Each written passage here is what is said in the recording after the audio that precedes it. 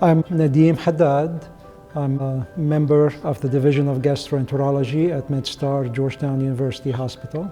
My area of interest and expertise is investigation and management of pancreatic disorders, biliary disorders.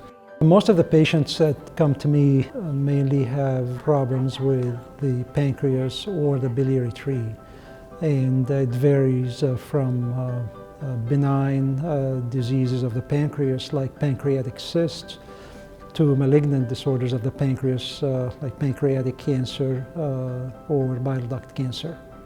I occasionally see patients for the first time when they present with signs and symptoms suggestive of pancreatic cancer. Pancreatic cancer is difficult to diagnose, and it requires some very specific and advanced testing or procedures to be done in order to make a diagnosis.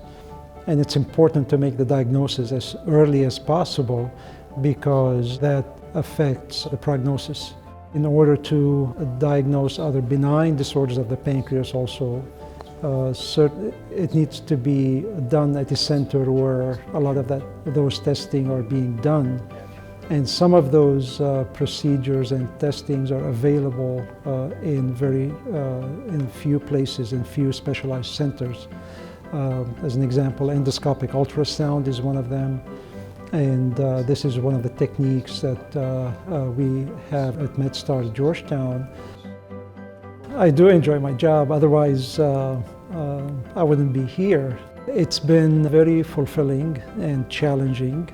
I enjoy taking care of patients, treating patients, helping patients, and managing their diseases. A lot of times proving that the patient doesn't have pancreatic cancer is very rewarding.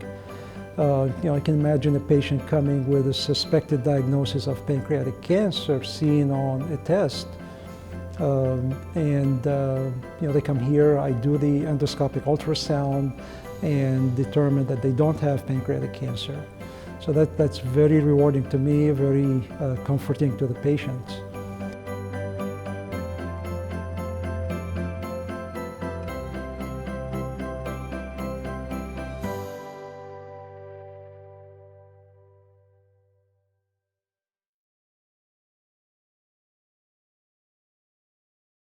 The pancreas is a gland in the body that serves two major functions. One is to secrete enzymes that would help with the digestive process. The second is to secrete hormones that help with the control of sugar and other elements in the body. And the major one is insulin, which help to control the sugar, and if insulin is deficient, one might develop diabetes.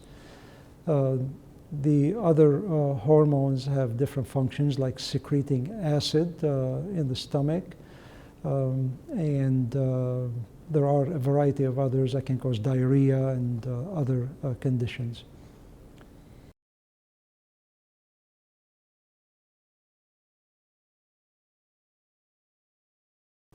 Some of the risk factors include smoking.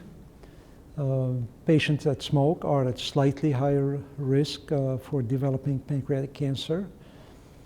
Family history, patients with family members, first degree siblings, parents, relatives are at a high risk for developing pancreatic cancer. Patients who are obese, patients who have certain conditions like hereditary pancreatitis, and those are usually young patients that start with recurrent attacks of pancreatitis at an early age, at the age of 20. So those are at a high risk for developing pancreatic cancer throughout their lives. And there are some other congenital or genetic syndromes that can put the patients at risk for pancreatic cancers. And the main ones are familial adenomatous polyposis. It's a syndrome where patients develop thousands of polyps in their colons. and those are at high risk. Patients with breast cancer also at a slightly higher risk. Unfortunately, the majority of patients who develop pancreatic cancer don't have an obvious risk factor.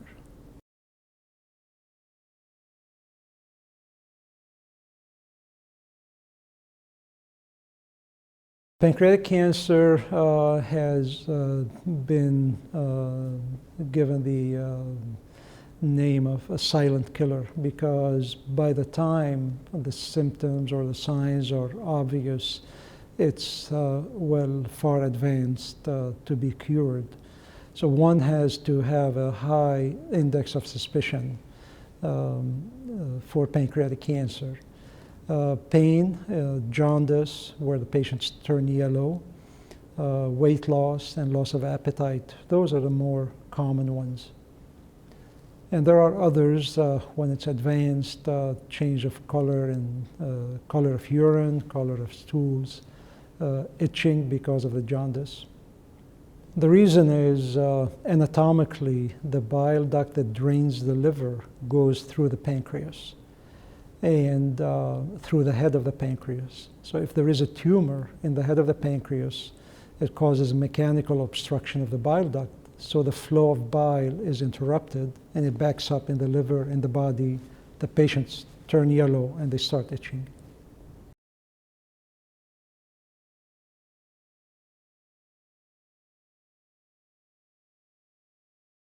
Diagnosis is made mostly by imaging studies. And the most common ones is a CT scan or what's called CAT scan. A spiral CT scan, which is the most commonly used technique nowadays, doesn't take very long and it gives us a very good idea of where the tumor is and whether it has gone or spread outside the pancreas. And it's important in terms of staging to know whether the tumor has spread to other organs. As you know, the pancreatic cancer can metastasize outside the pancreas to lymph nodes, to the liver, to the lungs. And this is important information to know because the doctor, that would change the doctor's decision in terms of what treatment to recommend.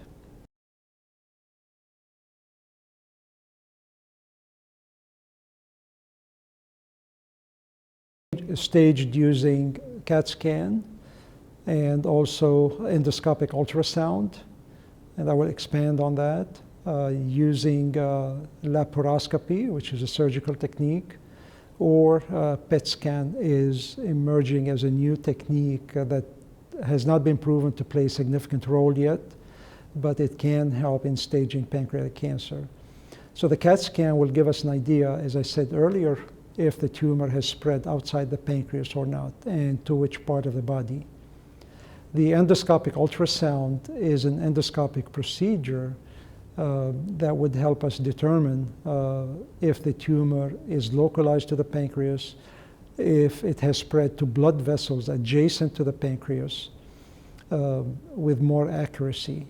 And this is important because that would determine if the tumor can be resected or not surgically.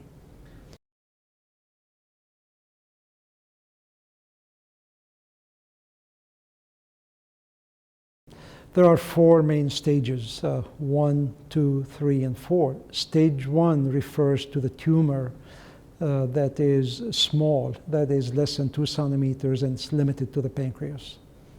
Stage 2 is broken up into two, 2A and 2B. 2A is tumor greater than 2 centimeters, but still within the pancreas. Stage 2B is just outside the pancreas. So the tumor has spread outside the pancreas and might have some lymph nodes. Stage 3 is where the tumor has spread outside and spread to lymph nodes. Stage 4 is where the tumor has spread to other organs far from the pancreas. So it's important to know which stage the patient falls into because that has implications on what type of treatment. For example, for stage 1 and 2, the treatment is surgical and plus or minus chemotherapy and radiation. For stage 3 and 4, it depends on each individual and expertise whether to give chemotherapy and radiation to try to shrink the tumor and then try to resect if there is a response.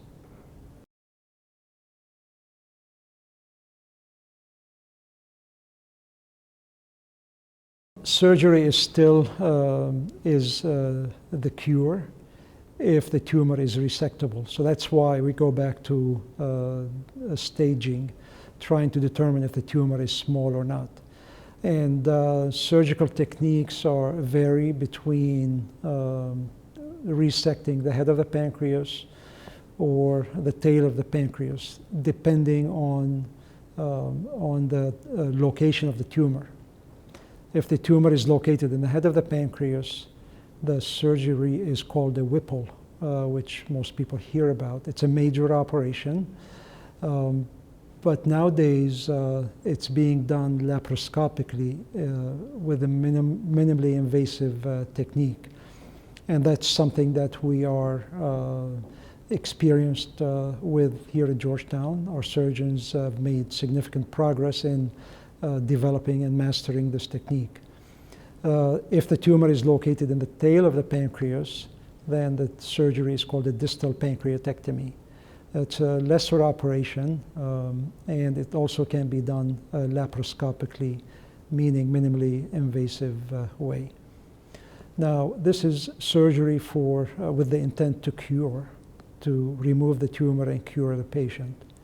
Now, there are surgical techniques for patients who are not curable, and those are termed palliative surgeries. So as I said earlier, the tumor can block the bile duct and cause jaundice. Now, the surgeon can bypass the blockage by redirecting the flow of bile from going through the pancreas into another part of the GI tract.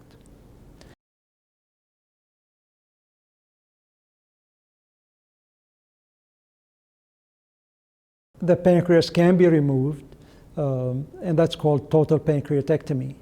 And the major drawback is that patients lose sugar control because insulin is not secreted anymore.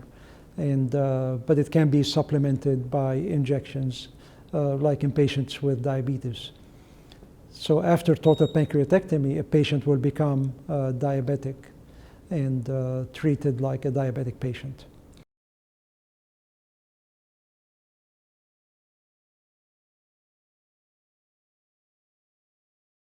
It can, but that's not done for cancer patients. It's transplanting the pancreas is being done for other indications, for patients with chronic pancreatitis, which is a benign condition, and for other patients.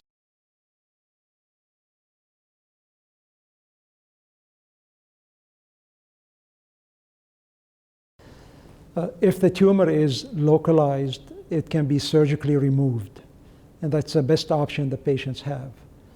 If the tumor is large and has spread outside the pancreas, then there are a variety of options, including chemotherapy, radiation, or a combination of the two. Now, if the tumor is advanced, meaning it has spread to other parts of the body, then palliation, and that includes endoscopic procedures, surgical procedures, or interventional radiology procedures to palliate the symptoms of the tumor.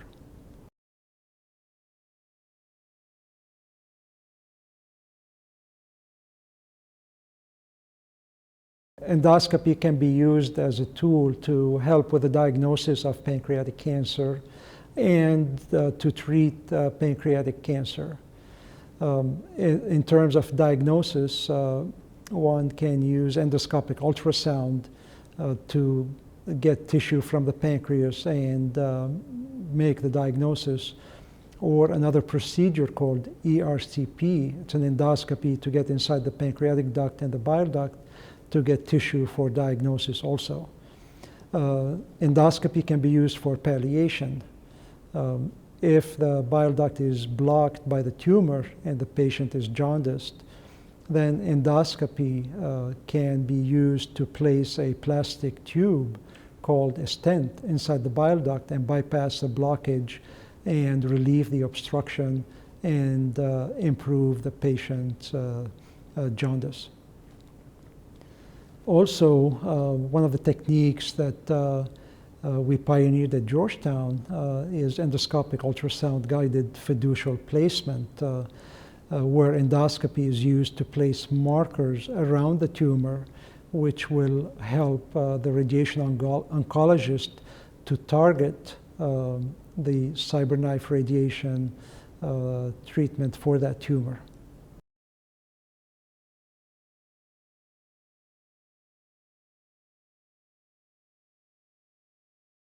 CyberKnife is a concentrated form of radiation that is focused and deliver high-intensity beam of radiation to the tumor without damaging surrounding tissue. That's a major advantage.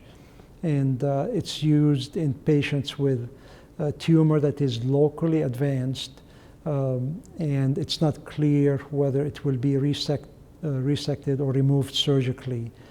So the radiation is used to try to shrink the tumor, and then consideration for surgical removal.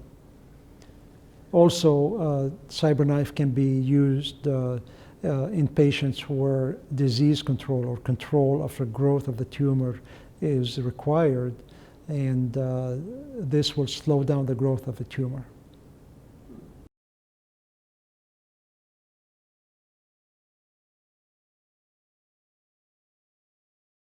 We have a pancreatic disease program, which is a multidisciplinary, which consists of multidisciplinary groups of physicians that get together on a regular basis and come up with best options to treat patients in different stages, patients mainly with pancreatic cancer. So it's important for patients to seek this type of concentrated care centers for pancreatic diseases. And also they would have access to the most up-to-date treatment options and clinical trials, because there's a lot of concentrated effort on treating patients with pancreatic cancer with new chemotherapy drugs, new regimens using combination of different drugs and radiation.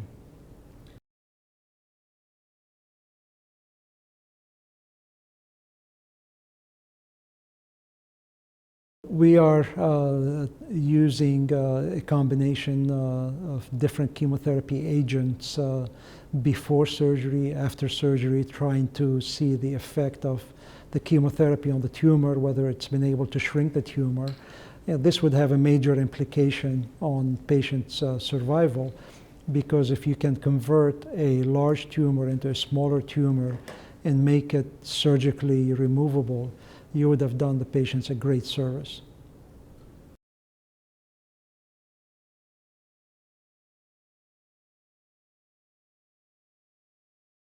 Molecular testing refers to the examination of the genetic material inside the cell of a patient's body.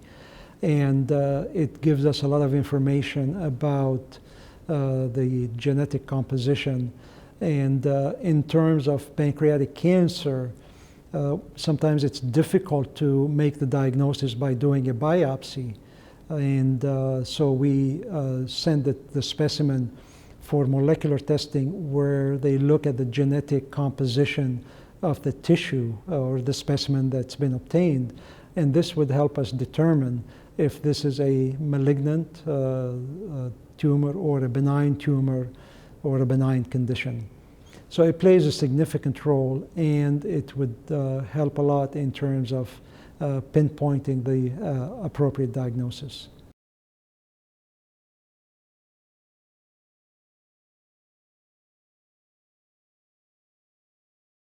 Well, the location of the organ, it's located in the back of the abdomen, what's called the retroperitoneum.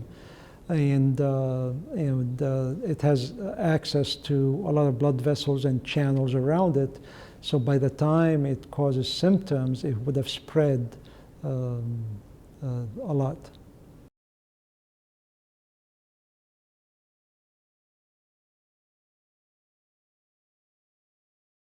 I think better diagnosis and earlier diagnosis is essential, and I think we're doing that right now with technology being so far advanced.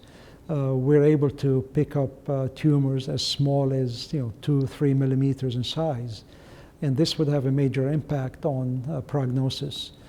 Also, in screening patients who are known to be at high risk.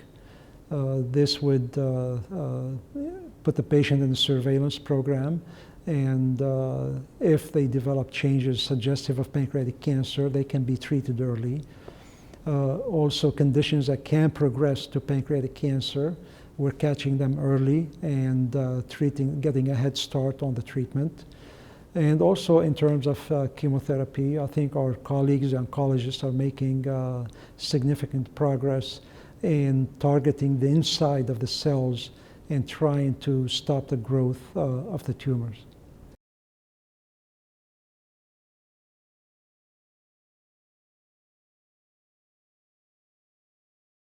It's not clearly known, but it's an observation that's been noticed. It's an association with obesity.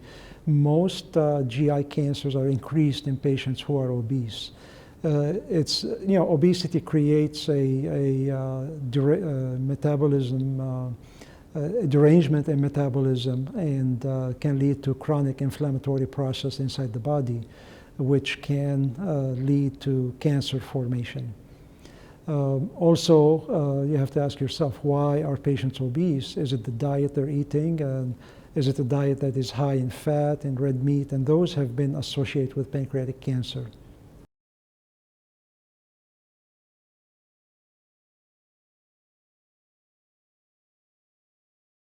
MedStar Georgetown University Hospital has one of the leading centers in the nation for pancreatic disease and pancreatic cancer specifically. We are a high volume center. Our surgeons are very experienced in treating and managing pancreatic cancers. Our colleagues in Lombardy have the most up-to-date chemotherapy regimens to treat pancreatic cancer. Our radiology department has the most up-to-date technologic tests available between CT scans and MRs. And the GI endoscopy division provides a wide array of endoscopic techniques that are used for diagnosis and treatment of pancreatic cancer. So for all, and the service that we provide for our patients in managing their disease, in dealing with the disease is very helpful and satisfying to the patients.